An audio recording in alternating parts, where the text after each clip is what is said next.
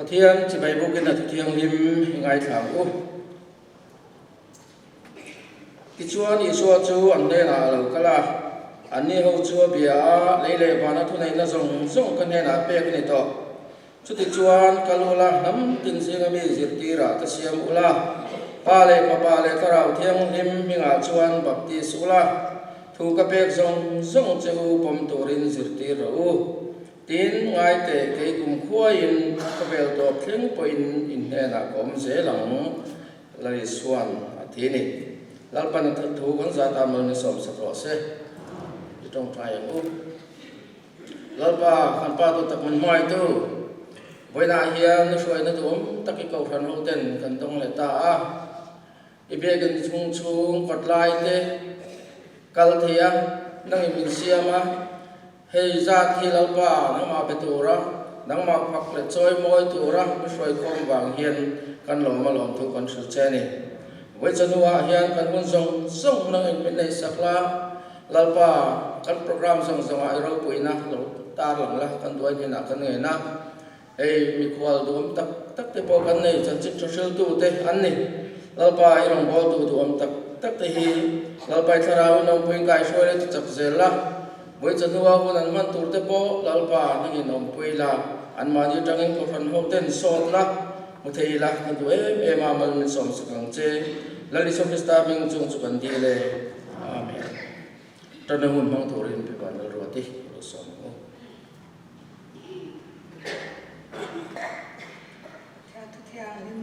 chia bên lòng ngoài thang sam number song ni na chang khata changa chang vu kheng mang an ni chuan lalpan chang chero se zakop pathian ming chuan sa lang chero se mun thiang ni ma tang chuan tan puina tir sak chesela zayon na tang chuan chak chero se I thil lan zong chu shareng sela I haral thil lan chu lom ro se I thin lung du zong chu bakal chesela I rem ro zong chu lo thin tir chero se I chan dam na chuan limin kan sayanga kan pathian mingin kan puan sa te kan la za rang lalpa chuan I din na zong chu lo thin tir chero se lo thin tir ro se lalpan a hriat thai hi a chan dam ti tu na ka theta a kut ding lam chan dam na thain awan thiang hi ma tang khian ama chu ala changang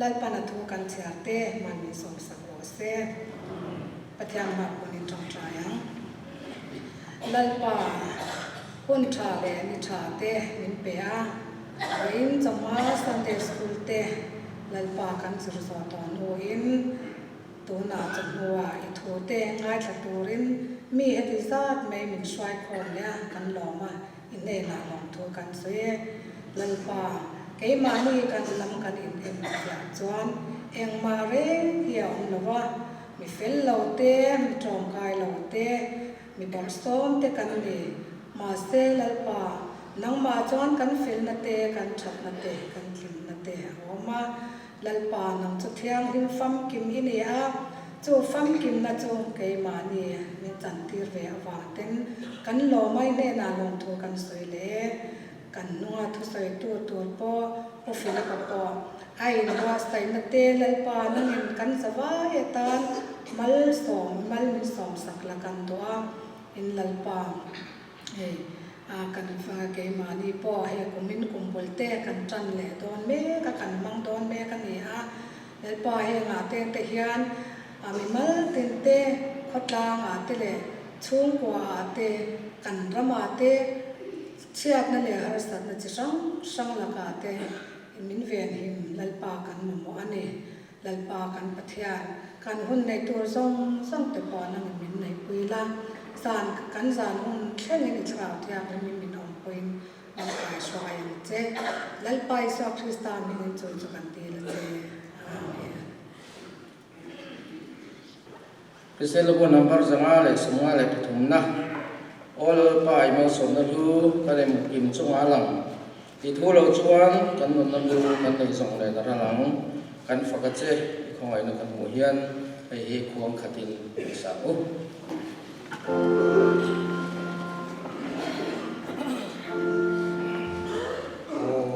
Pawl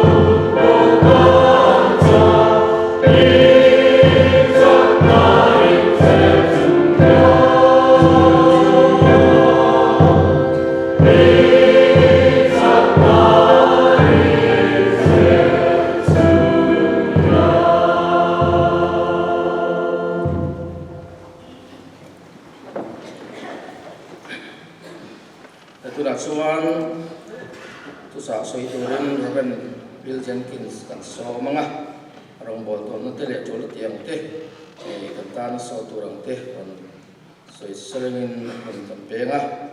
Now we shall call upon Reverend Phil to deliver his message.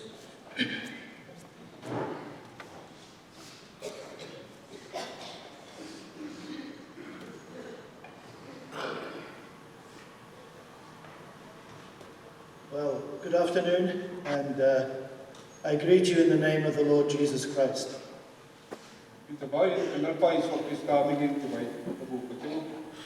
I also bring greetings from our church in Cardiff, Parkend Presbyterian Church. Parkend Presbyterian Church, and it'll be very interesting and exciting for them to hear our report when we go back. That we have been to, we went to Shillong, but here on Sunday in Aizawl.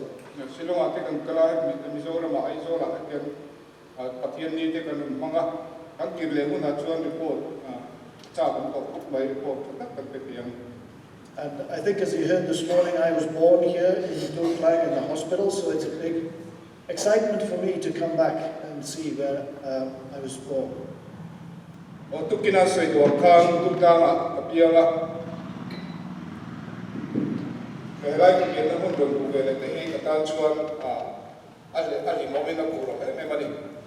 And it's a big privilege for me this afternoon to share briefly from God's Word with you.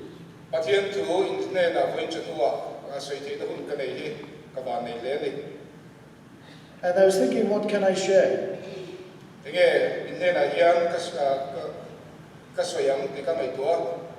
I know that in Wales we love to sing, and I know that here you also sing and sing well. And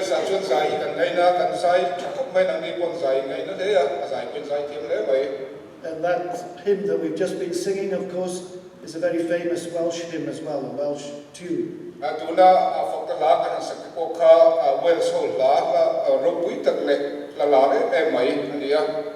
So it's very emotional to hear it being sung here in your language in Aizawl.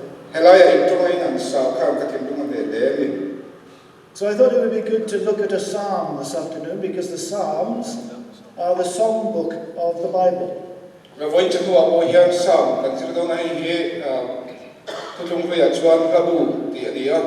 All across the world, wherever you go, where there are Christians, Christians sing. And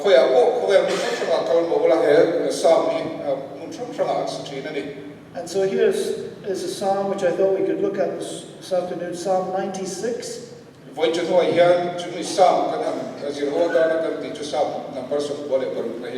is an expression of great joy and thanksgiving and praise.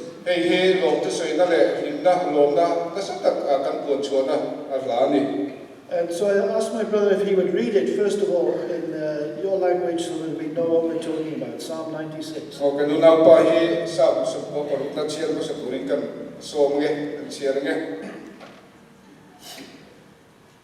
O lalpa choy moin la thar sa ula leilung wa zong sum teo lalpa choy moin zai ro lalpa choy moya la sai na min fakula ni tin chan dam na thu chu hriat te ro nam tin zinga aro puizia filula mitin reng te zinga athil mak pi te chu hil ro lalpa chu aro puya asat ta ka faktu ni sia Pathian zong aya fiturani nupui ho pathian te chu miren man sia lalpa ero chuan va taki siamani choi moina le ro puina ama an oma chakna le moina chu am thiang ni ma anom mitina chikin reng te o lalpa chu pe ula lalpa chu ro puina le chakna pero lalpa chu ating ro puina chu pe ula Hilhan tu tingin abiyakin humchung kaplaya chuan local ro o thiangin fangkin moina in belin lalpa chu chi bai bu kula leilung wa zong te o ama khur ro namti jinga chuan lalpa chu kala tru ti ro khovel po he akin theilo na turin ti ngei na oma ani chuan thei nei lovin mitin ro are lang van te ki lawm takin omsela leipo hilim takin omro se tôi phim liệp lệ chungah thì lom zong he hum sela lâu lệ chungah zong hi lawm takin ông rộ se cho thì hôn chuan ram nuôi thính zong hi limin an zayang lalpa hoa chuan ani cho local don ani leya rural turin a local don sia cover river takin rore sakanga mitin te chu thu takin ro are sak pokam. So there are three things that the psalmist wants us to notice here that are new, and I want to share them with you this afternoon. Three things. The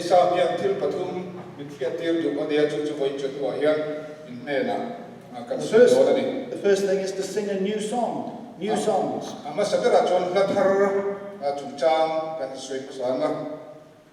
6 times in just the first 3 verses, he says, sing, sing, sing, praise, proclaim, declare. Hey, achang khatna pathum masalama hian voi ruplai mai zairu lasaru choi lasaru hilru priatiru ti voi ruplai mai chak thum laka hian kan lani. So, was there some special event that was causing the psalmist to want to sing like this? Hetiela las tura he sa maru ti chuata channi engemo hun danglam tak sa je tu hian atong nge ni. The Bible scholars tell us, yes, there was. Bible zirmi ta chuan engemo thil danglam tak thil theng awmani antireng ani. Because if you look back in the Old Testament, tulung lui lampang kan le chuan in 1 Chronicles chapter 16, Chronicle pokanda bung so parwa chuan you see this psalm exactly there, repeated again. he sam kan Vawiin sam so ko paru ta che he Chronicle pokanda bung so parwa khan awmani. And in that passage in 1 Chronicles 16, they were celebrating a very special event. Kami sam Chronicle so parwa khan til dakla big tak theng an lawm. David was new king, and he wanted to celebrate God's rule. Davida ka lal ani lota chuti lai chu pathian ro rel laka khatia nga choi boy laka adua pathian choi boy kha adua ni. And so to do that, he wanted to bring the Ark of the Covenant, the Ark of the Lord, which had been out in the countryside, he wanted to bring it to Jerusalem. Chumi tur chuan pathian bom lota kaum to kha Jerusalem ala bua pathian chen pui na kha riat adua ni. Now, why was that important? Well, for many reasons, but basically because David wanted to celebrate the kingship, the rule of God, God's presence amongst them.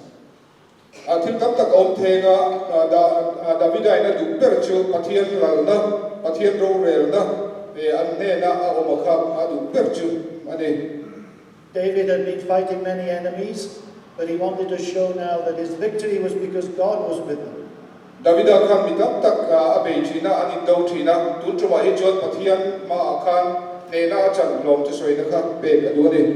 the Bible tells us they were celebrating with all their might, with all their joy.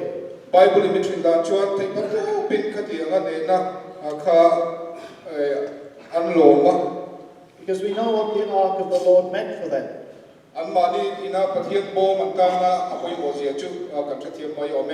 It was a symbol of God's deliverance. In the Ark of the Lord, there was Aaron's rod, that exodus from Egypt. There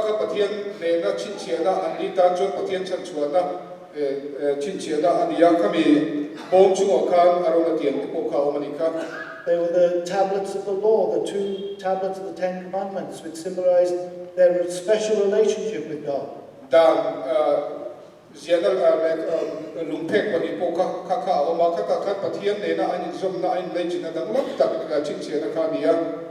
And there was the pot of manna, the special bread that had preserved them, kept them through the wilderness.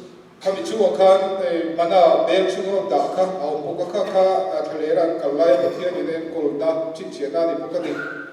the Ark of the Lord was very important. It was God's presence amongst them. God's provision for them. PATHIANNI na kolsia hian na ni and God's purposes for them PATHIANNI na thutiam apek chiche na poni as His special people. ama nam thanbe kan ni chiche na turin. And so David was so happy that he could bring the presence of God back with him now into Jerusalem where he reigned. Davida buka katianga pathian bom anne na hanla om ka pathian an pula che ani ti hapsiat na ka han ti thenbeu ka chona lawm emani. And the scriptures tell us that David was so happy, so full of joy that he danced before the Lord. Chon Bible in Israel dan thei chon Davida ka lawm ma chu vai pathian ma ka na la ani ti hapsiat ka Even though he was king lal ani chungin ka ti khan la and the top man, the biggest person, Cathie-i chon an madir ma chon ho tu beret alia beret lal beret dia he took off his special robes and he danced before God. a kor lal kor ka chu hi bin pathian ma chon la Unfortunately, his wife, who was watching, didn't like that. She was embarrassed.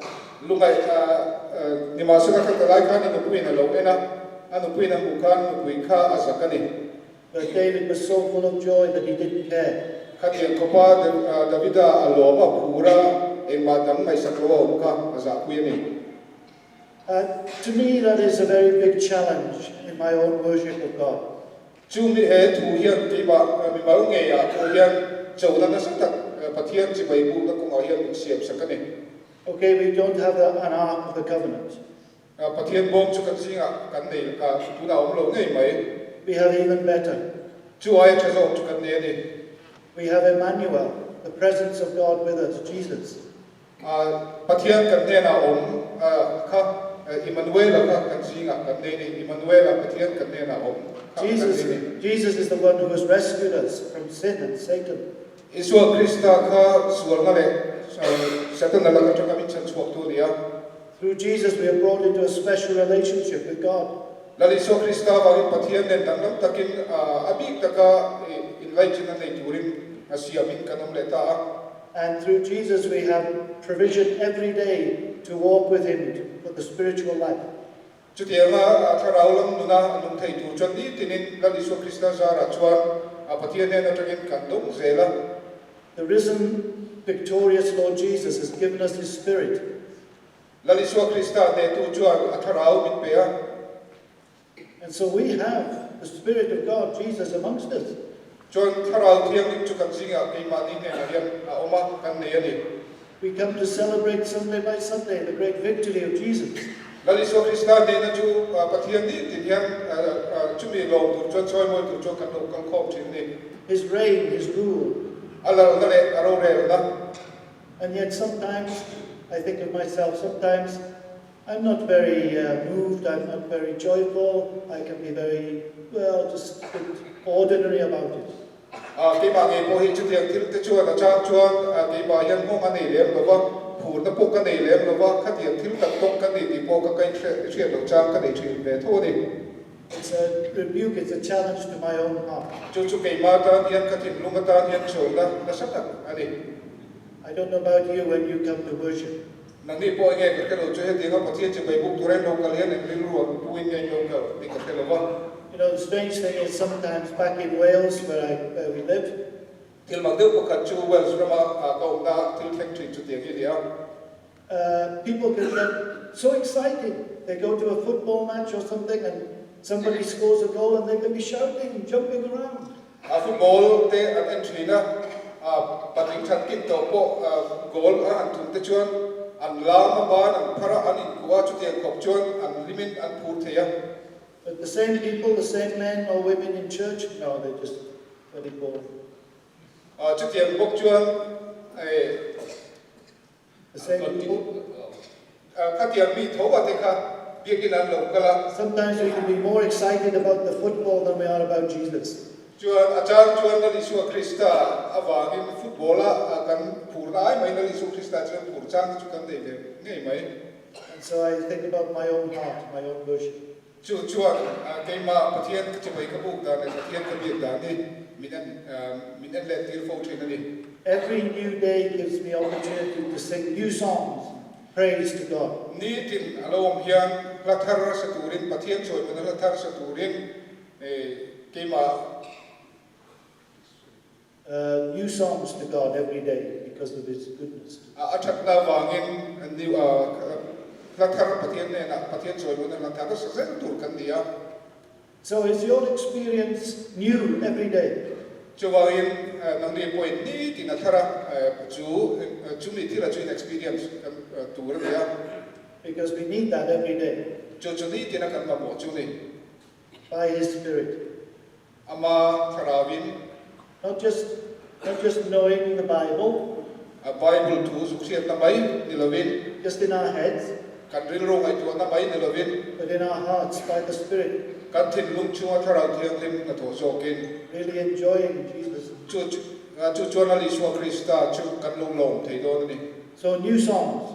chu la thar chu ni The second new thing in the song asama adop le kan nu chu is we're told we're to bring new singers. la thar mai nilovin la thar satu tu ter ron khoi tur kan ni dikha sa mai kan mu le Not just us singing new songs, la thar sa ni mai lovin but the psalmist says, declare God's glory among the nations. Lathar sa ni mai lovin pathian ro puizia chu nam te ne na khil ro dia dia His marvelous deeds among all peoples. athil ti bak tak te chu mi te singa khil ro thiat ti ro ti ni For the great is the Lord and most worthy of praise. pathian chu ro puya ama chu chu fak ka le choi moi ta ka ni And He's to be feared above all other gods. pathian dang song aya tu ani And so this was the mission of the people of God in the Old Testament. chu tu thum hui kan en chuan ama mi te na poi mo tak chu ni Yeah, they had a special relationship with God. That's true. Israel ho te hian pathian ne na in som na dang lam pi kan ne chu ti ke But now they're being told, don't keep it to yourself. Tell the nations. Declare His glory among the nations. chung pathian ne na in som na dang lam pi ka chu nam mani ta chau vong lovin midang te khiat ti ula dang te ne na hil ula khovel zong khiat ti ru ti ani ta zo ka This Psalm 96, has been called one of the great missionary psalms of the Bible. he sa ho sing a chon missionary sam ro pi ber te sing mi bu khatani Because it's interesting. It says, great is the Lord. Every time God is mentioned, Lord, it's that special name. It's Yahweh, it's Jehovah, it's the covenant God. heta lalpa aro puya ti lalpa ti aro soi fo he mi zo thwa kan en la lalpa ti capital letter lira lalpa ti in sia kha ani na ta ka chon yewa ti na ani ya chu Israel ten an man ni pathian thu an to na wanga pathian ne na in lai chin nai bi kan de wanga pathian ming an soi na tin ani chu bi chu sa man faktura ti chu ni And so he's saying, even though you have this special relationship, that relationship is for all peoples. nang mani ka tiang kan pathian ne zong na dang lam tak le thuk tak nei maula nang mani ta tak le mi zong sung ta ni ti a khiat ti ra ni Because great is Yahweh, great is Jehovah, and most worthy of praise. He's above all other gods. pathian chu ro puya Jehovah chu ro puya Yehovah chu ro puya pathian dang zong sung ai na ro puya chu Vawiin fak ka le choi moi ta ka ni ti re nga ni So again, I ask myself and I ask you, chon ki ma po kan in zo da nang ni po ka zo po chu wa you see, we will never be moved to declare God's glory amongst the nations or amongst our neighbors unless we feel it ourselves, unless we know it ourselves. chu ti nga pathian ro puya tak tak ki mani kan fria ni lo chuan nam te si nga pathian ro puya khiat ti ra hil tu chuan at kan ti thei lo ke mani ya kha na ro puya ka tu ma sa ngai ni So have you got that vision of God's glory? chu ti am tak chu pathian ro puya chu in ku to em le Is that the most important thing for you, that Jesus is Lord? chu nang mani ta na ro poi mo per mai chu la ni so Krista in la ni lal ba ni ti ni Because when He grips our hearts, our lives, then we will overflow with praise and with worship. Iso Krista kan tin lung alo ni tak tak kan tin lung na thok a tho tak tak chuan pathian ko ai da kha ki mani po min lo thu du do lo nia You know how it is in life sometimes. chu kan nu na kan thei thei na ni Perhaps you have something new. achang cho til thar I han dia They have a new, I don't know, a new motorbike or something like that, motorbike mo til thar I han dia or a new car, car thar mo or new clothes. thok mo thar mo han dia Or may sometimes you go to a restaurant or a place and you have a nice meal. cho restaurant te mo kala chu tu ta te han dia What do you do? nge ti chi le You speak about it to other people. chu til chu bi ta chi re se ti mi te chi na You say, oh, if you want a really nice meal, whatever your favorite meal is, you should go there. That's a great place. They have lovely food. You tell other people. cho ko ya restaurant na cho tu ta cho tu ta pe te ni cho mi te chi la vai ve ro kan cho so lai so cho ai tu tu na ta ti le tu na ta kan nei ni ti mi te du sa ko tu rin chi in share ti chi ni ka You don't keep the joy to yourself, you share it. chu lo na chu na ma ni cho in ta in da lo mi dang in share ti le chi ni ka And so are we enjoying God, the Lord Jesus, the Holy Spirit, so much that we want to share it with others. pathian kan lo ma pathian than ta kan te ma chu dia chu ma ni chu kol tu kan lo mi dang te po chu dia ta kan pathian than ta kan thria ni chu mi dang po kan thria ti tu ka ya And it's interesting, the Psalms gives us a special message that we are to share. sam hian chu In verse 10, tu chu soi turin min ti a he says, say among the nations, the Lord reigns. chang so ma kham nam ting jing a chuang lan pa chu la la chua ki ro ko ve ko hi a min thi lo na turin ti he na oma ani chu okay That's the important message that we could share. kha voin chanua athu cha ka tha buat chu tu poi bo chu dia This world belongs to God. e ko ve ri pathian ta ania The creation belongs to God. thil siam song song hi pathian ta ania And although other people may have other gods, they are nothing. mi chen kha chuan pathian tak ta ko lo ni the ma se kha pathian chu eng ma ani lo ni The world, our lives, everything belongs to God. ko ve te kan song song te hi pathian ta ania The Lord reigns. pathian chuan ro arela And so this is the message especially we're to share. chu thu cha chu za voi chanua ka hian tir du le in he na soi du chu ni This world is not out of control. he ko ve hi chu thiang ni na moi noi hot lo wa Our lives are not just chaos, just nonsense. kan nun te hian voi noi le om se nei lo thil ni lo wa God reigns, pathian ro arela pathian ni neng ki ma hian ni and He reigns for you and for me. namani tang le ki ma ni tang pathian in ro arela min lai tu ni When we come to Him through Jesus Christ, lali so krista tanga ma nen kan then chuan and we say He is Lord, lali so krista chu lalpa kan dia we can give our lives to Him and know that kan nun chuan ne na pe He is in control. ama chu kan chunga thu nei tu le min en kol tu ni ti kan thria And of course, it's a message we have to tell those who don't yet worship Jesus. He reigns. chu chu la hello te ne na kan pu chu tu thu cha chu ni lali so krista hem ro arela ni thu nei na changa ni ti hi And then that's the third reason for a new thing here. chuan chu pa ni na ya pa thu na chuan nge ni kan so soi le ga New songs, sing new songs, ama sabira chuan la thar ya bring new singers, chu mi da chuan chu la thar sa tu te chu ro ko ko ula ni le ya in our day-by-day living for Him. ni tina ama ta na kan na hian ti chu la thar sa tu chu lo pu ze sela ti ni Because He is worthy, ama kha chu moi ta He reigns, ro arela but one day He will reign completely. and ti ka mo ni chuan tu na ro re da nang ti lo hian And that's ro re tak tak lo theng do na ni the third new thing in the psalm. hemi sa wa pathum na thil thar pathum da chu hi ni A new world is coming. A new Kovel world. thar alokal ani alokal me kani. So new song, Lathar new singers, lathar satute because the new world is coming.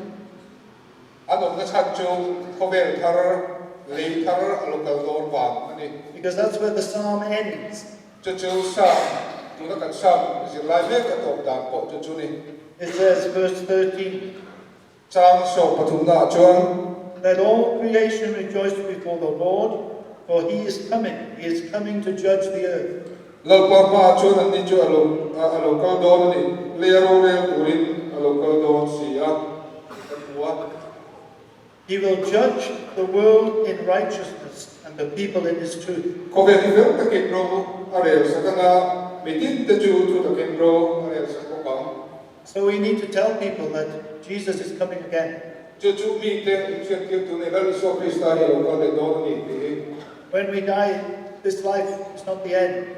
kan ti chuan he kan ya to ka ni mai lo ba And even this world will come to an end when Jesus comes again. e kovel ko lal so krista alokal na chu to pek don ni And he is coming to establish his reign forever. ti chuan anal ram chu tu ku a chi ko lo turin ani don ni He reigns now because he is God. He reigns now because he is God. He is the Lord. pathian ani vai ki han ro chu rel le bai But not everybody knows that. Not everybody sees that.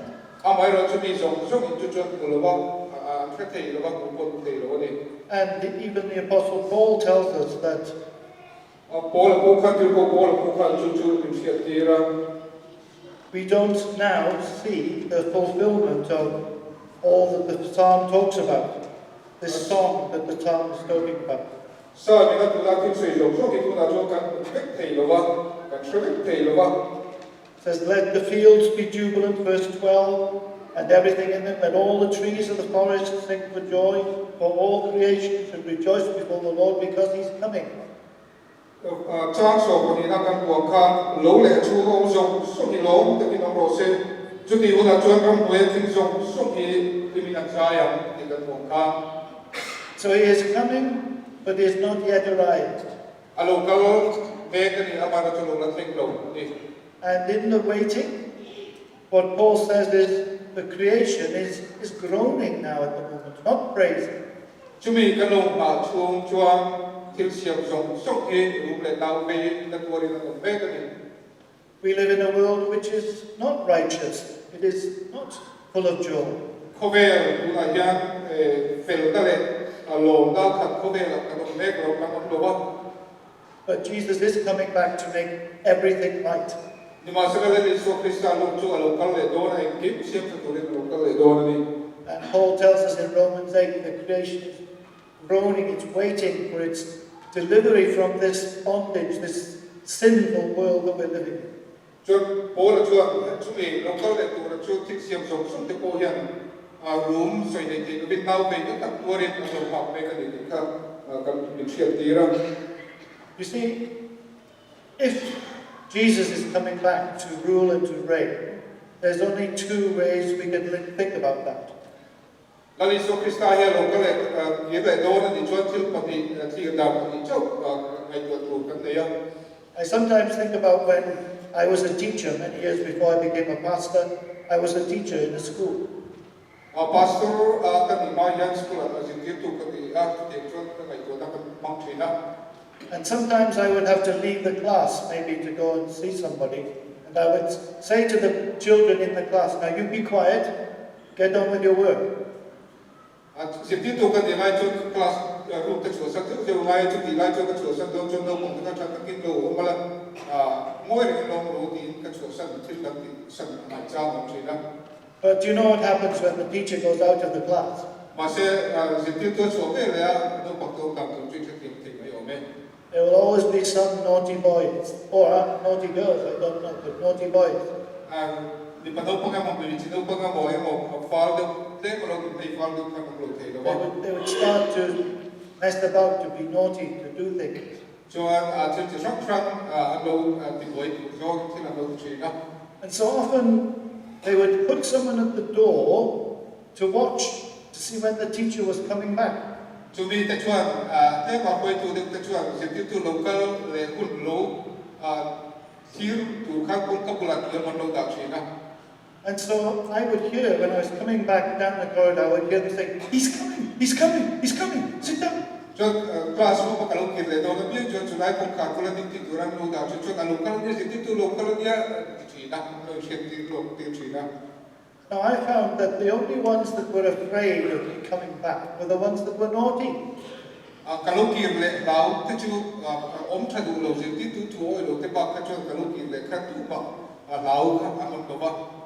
The ones that were doing their work and getting on with it and being good, they were glad when the teacher came back. Thata kalau panglo te kerja na sulfal dia te lo. Thata jadi tu te kalau te kerja jadi tu lo kalau na kata le macam tu kan. Because when the teacher comes back, there's peace, there's order, and there's a good atmosphere. Jadi tu lo kalau lekat kim kerja anu ni level te buat ini kan lo teacher kat tu do ni te Australia. Vawiin jadi tu lo kalau tu kan lo apa tu ni. And so it is with Jesus. Jadi dia bukan Yesus Kristus lo kalau tu rapat tu ni. As God's people, we should be glad that Jesus is coming back. PATHIANNI tekan dia bayar Yesus Kristus lo kalau tu kan nak lewat kan lawm tu dia. Because he will bring order and peace. Alo kalau itu nak jadi lagi kim kau siap cedona ingrim nanti untuk dona ni. And righteousness, goodness. Fel nanti cat nanti lo untuk dona. And all the things that are wrong now with this creation because of our sin, he will put right. Tuna til chalo le til fellow tak tere mentil siam anong dam lo om song te ko he local le na chone kimero siam to don ni. And we look forward as God's people with hope to the new heaven and the new earth. PATHIANNI te kan dia Vawiin cover le thar le van thar te thirin helai hian ta le takin chu tiang lam chu PATHIANNI te kan dia van kan thir sin ani. And we have that final vision, Revelation chapter 7. Thuk buat buksari akha ni kan buat. That at the end, when there will be people from every nation, tribe, and tongue worshipping the Lord Jesus. Nam tinamite chitinamite tuk tinamite chumi mula chuan thuthum PATHIANNI ma no kan tu kan buat. And his lordship, his reign, his rule will be seen by everybody. Allah ngale atu ni ta chu mi song in an to dor ni. So, more reason then for us to sing new songs every day because he's coming back. Chubo More reason for us to sing. chu thar ka sa ka tu thar po chu alo ni zel ko ni. More reasons for us to try and bring new singers to believe in Jesus. Chumi wang chuan dal Yesus Kristus ring tu thar sa tu te ka kan la bu se la ka sin thar se ko bo ka. And every reason for us to have hope and joy because there's a new world coming. Nei thar le wang nei thar lo ka do na wang in chumi wang chuan be si na kan nei bok do ani. And we may never meet again here, I don't know. Ta he kan ko le lo mai the ya ni chu. But if we're believing in Jesus and we are like the children in the classroom, the ones who are getting on quietly, doing the work, following Jesus, doing the right thing, then we will meet again. Amai ro chu ni china ka entrina na ka suita ka no pok tra te kan ya Kristian na Yesus Kristus tu kan chong chong ka kina chong kan dai ko le tek do ni. And by His grace, We ko ai da sa Vawiin we will be forgiven and we will be part of that crowd forever. ngai dam kan dia na chumi nam te na mi la chi na mi ro kal ko te singa chong ke ni ko ka tel ve do ni. So, Psalm 96, new song. Sam so go por na chuan kan mu chu la thar kan bua New singers la thar sa tu te bi thar kan bua and a new world coming. ko ve thar lo kan tu kan tu kan ni. And may God bless us until we meet again. PATHIANNI nakina kanito ko le ma jong balmin so lo se In the name of the Father, the Son, and the Holy Spirit. Amen. pale fa pale tharau thiam lim mingen. Amen.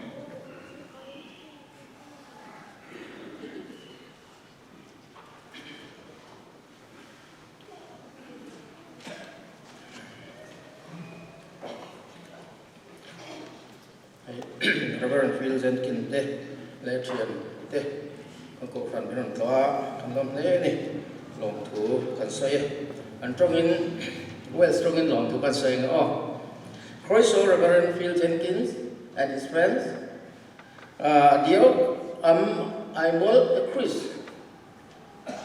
a Republic Presbyterian Church o bendit and dio bendita ke God bless you lawm